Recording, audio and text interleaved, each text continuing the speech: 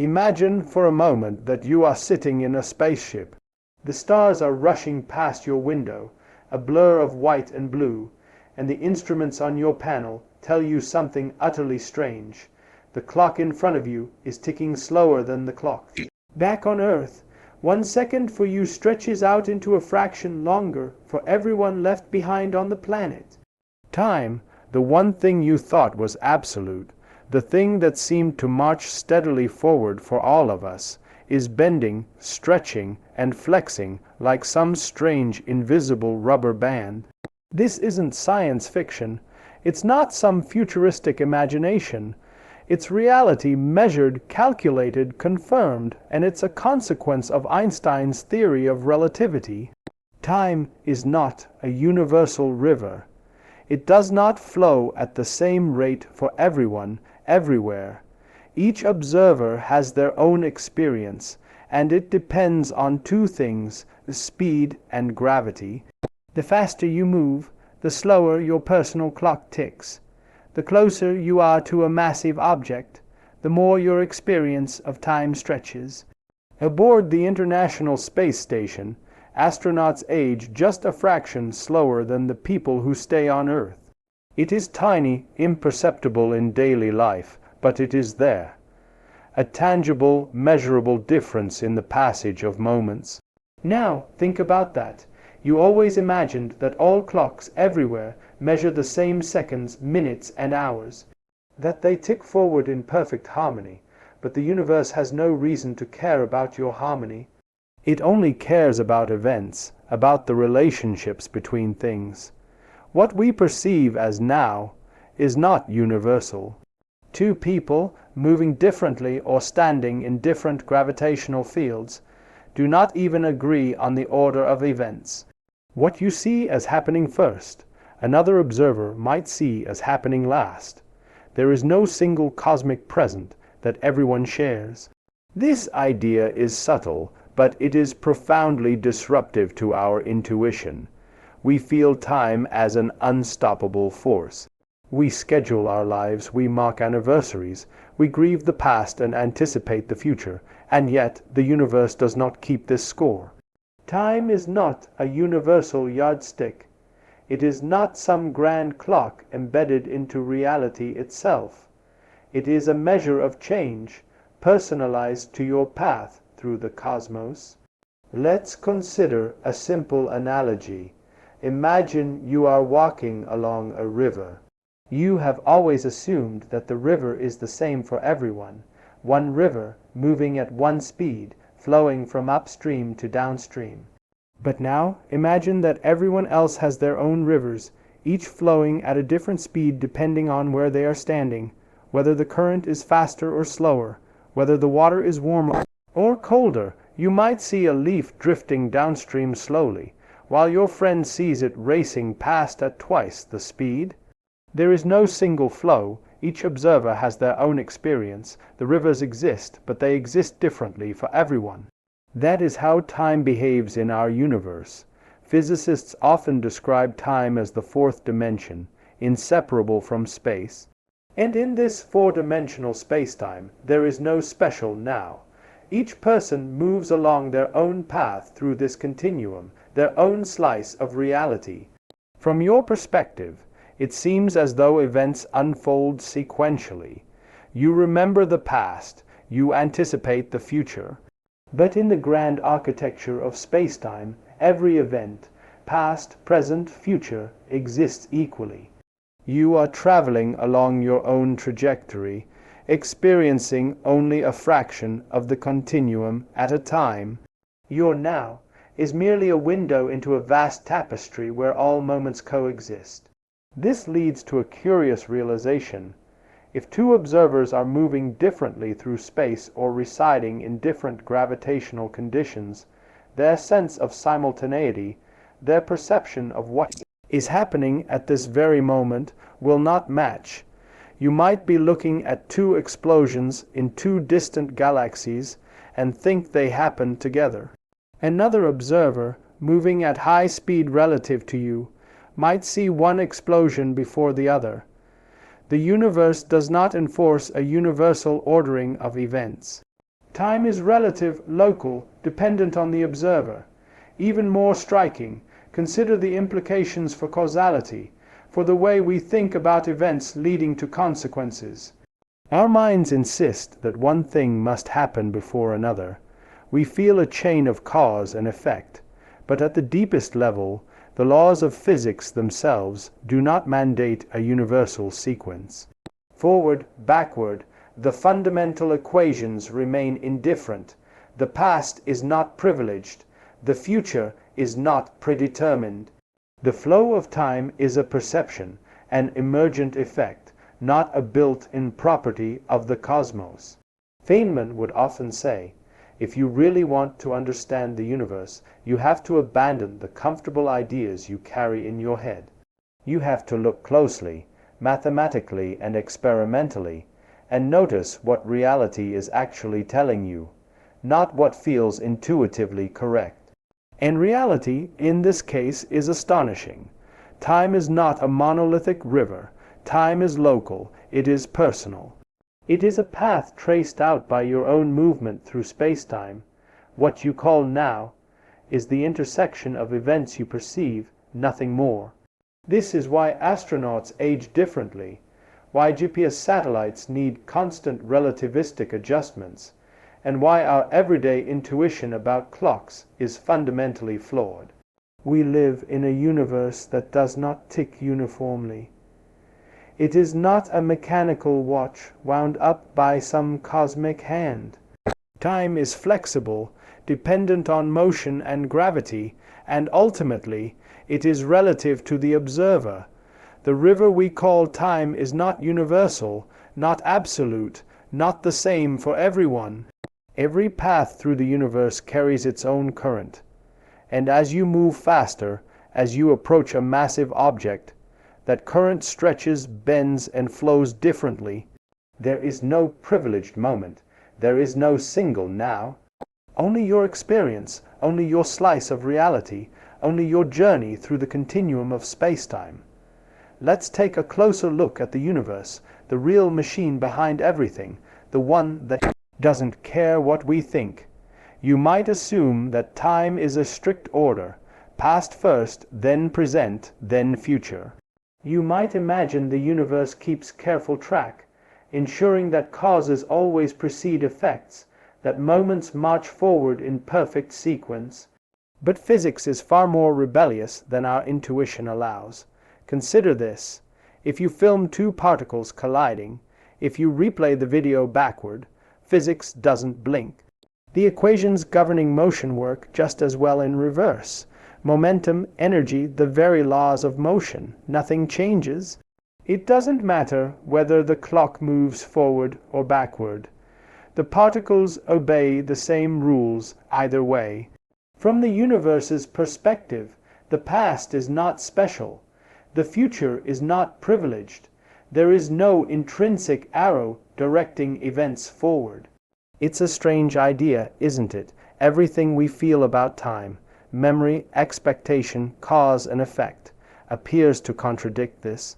We see a cup fall, smash into pieces, and think, that's time moving forward. We remember the cup standing on the table, not the fragments scattered on the floor before it was dropped. But the microscopic world, the fundamental laws, do not distinguish these directions. There is a symmetry in physics that says the world does not favor forward over backward. The equations are blind to the passage of moments. So where does the arrow of time come from? Why do we remember yesterday and not tomorrow? Why does the universe seem to flow in a single direction, even though the laws that govern it do not? The answer, strangely enough, is in disorder entropy. Entropy is the measure of randomness, of chaos, of the number of ways a system can arrange itself. Left to itself, a system will naturally move from order toward disorder. Ice melts, coffee cools, your room becomes messy. Entropy gives time its direction. It's what makes the past distinct from the future in our experience. But notice carefully, it is not a law imposed by the fundamental particles themselves.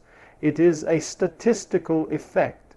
The universe began in an extraordinarily low entropy state, a cosmic setup that was highly ordered. Everything that followed, every tick of your clock, every leaf drifting in the wind, is a consequence of moving from that initial order to the inevitable increase of disorder. The arrow of time is not embedded in the laws themselves. It emerges from the conditions at the birth of the universe. Feynman would likely lean back, smile, and say, "Nature is full of surprises. You think you know what's fundamental, but the reality is often the opposite of your intuition." And he would be right. Time, the thing we feel pressing on us, the thing we measure with clocks, is not fundamental. It is a measure of the unfolding of disorder. It is a bookkeeping of change, an emergent property of a universe that started special and moves toward chaos. And there's another astonishing aspect. If the fundamental laws don't prefer a direction, if the universe itself is symmetric with respect to time, then everything we associate with cause and effect, the order we think the world keeps, is a product of perspective, not necessity. Two observers in different circumstances might disagree on which events came first. Your before might be my after. The universe does not dictate the order of every event. Only our experience, filtered through entropy and memory, creates the illusion of a single flowing timeline. Let's imagine another scenario. Two planets, far apart, spinning in different gravitational fields. On one, time moves slightly faster, on the other, slightly slower. From each planet's perspective, the sequence of events can appear different. If you were to communicate signals across space, you would quickly find that simultaneity is an illusion. There is no universal now, no cosmic metronome ticking in perfect harmony for the entire universe. Every location has its own measure of time. Every observer has their own slice of sequence. Physics does not care. This leads to a profound rethinking of causality. We are conditioned to think in terms of linear chains. A causes B, which causes C. But at the fundamental level, this chain is not absolute. The rules that govern interactions are symmetrical. The past is no more fixed than the future. The apparent directionality emerges from the statistical behavior of countless particles, each following laws that have no preference for forward or backward. Our brains evolved to process memory and anticipate consequences, project a sense of order onto the underlying symmetry. Feynman often emphasized that if you want to understand nature, you have to set aside what feels right and look closely at what the experiments say. And the experiments tell us something humbling. Time is not a universal arbiter. It is not a rigid framework for the universe to follow. It is not embedded in the equations that describe the most fundamental interactions. Forward, backward physics does not care. It simply describes relationships between things, particles interacting, fields fluctuating, energy moving. And yet, from our perspective, time feels unavoidable. It feels as though moments flow from the past into the present and out into the future. That sense, however, is a construct. Our consciousness experiences events in a sequence dictated by memory and entropy. We perceive an arrow of time because our brains are wired to process information from less probable states to more probable ones. But the universe itself, at its most fundamental level, is indifferent. Every collision of particles, every interaction of fields, every quantum event could, in principle, run backward with equal validity. The laws are symmetric.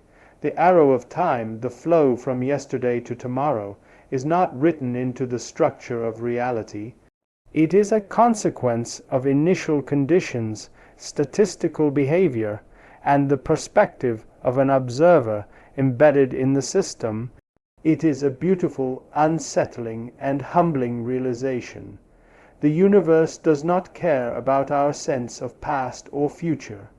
Time as we experience it is an emergent illusion, a measurement of change, not a fundamental dimension dictating the unfolding of events. And in that recognition we begin to see the universe as Feynman might have described it, not as a clock ticking forward, but as a tapestry of events, symmetrical, elegant, indifferent, waiting for us to notice patterns, to extract meaning, and to marvel at the simplicity hiding behind our intuitive notions of sequence. Now, let's step even deeper into the mystery. If time is not universal, if the laws of physics don't care about past or future, then what is reality made of? What is the fabric of the universe?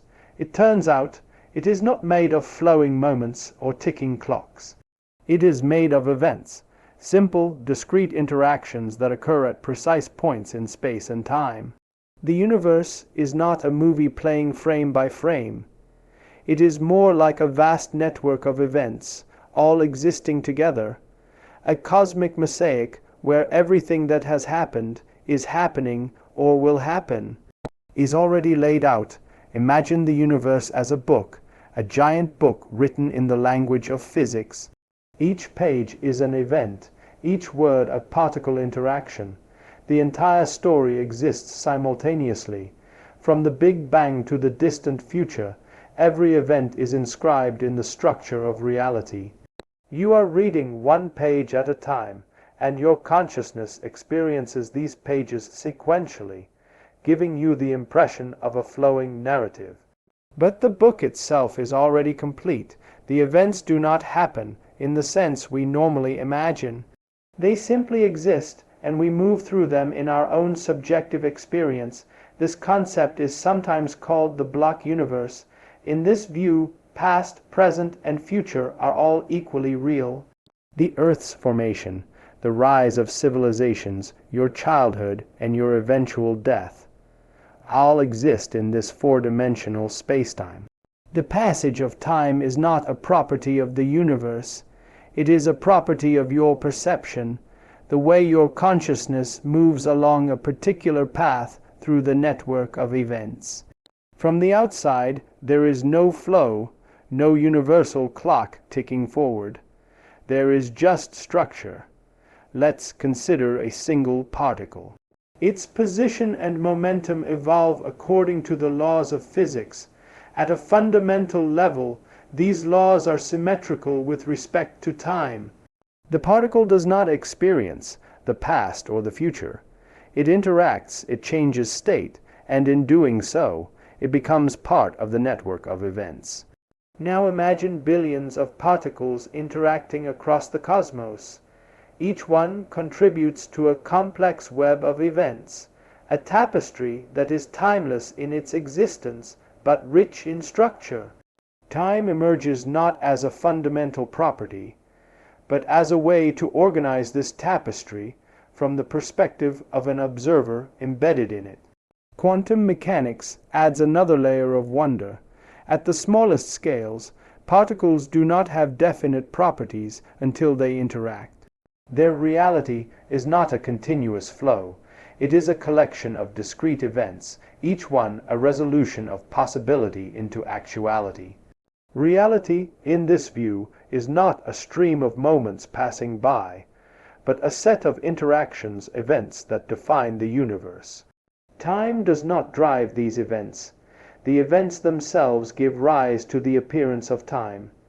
Think about it like temperature. Temperature feels like a fundamental property of the world, but it is not. It is an emergent property, the average behavior of countless particles in motion. Similarly, time feels real, continuous, and unstoppable, but it is an emergent property arising from the sequence of events, from the interactions that make up the universe. Just as you cannot touch temperature, you cannot touch time in its pure form. You experience it only through change. Feynman would delight in pointing out the elegance and simplicity of this perspective. The universe is not complicated because it is mysterious. It is simple because it consists of relationships and events. The complexity we perceive emerges from the vast number of interactions, from the patterns that form when countless events interconnect. The idea that time is flowing, that it is a river carrying everything forward, is a convenient illusion for our brains. But the universe itself does not need this illusion. It does not need flow or direction. It simply is. Now consider your own life in this framework. Your birth, your first steps, your thoughts this morning, the words you're reading right now. They all exist in the block of spacetime. They are events embedded in the universe's structure. Your consciousness does not create time. It navigates it, experiencing one event after another, giving you the sensation of movement, of causality, of a past leading to a future. Without observers, without memory, without interaction, the concept of flowing time loses all meaning. This also reshapes how we think about the future. The future is not an open void waiting to be filled. It is already part of the block universe, already existing as a pattern of events yet to be experienced by our consciousness. The notion of changing the future becomes a question of which path through the network of events our perspective takes, rather than a rewriting of reality itself. Even the idea of death, frightening as it is, takes on a new light. In a block universe, your life is not merely a sequence of moments vanishing into the past. Every event that constitutes your existence is preserved in the structure of space-time. You do not cease to exist in an ultimate sense. Your trajectory is a defined path in the cosmic tapestry, fixed, but experienced dynamically by your awareness. Every interaction, every collision, every decision is an event in this vast network. The universe is made of these discrete points of reality, and time emerges from how these events relate to each other, and to observers navigating them. There is no flow, no ticking, no universal now. Only events, only relationships, only the structure of reality itself, waiting to be explored, measured, and marveled at in all its astonishing simplicity.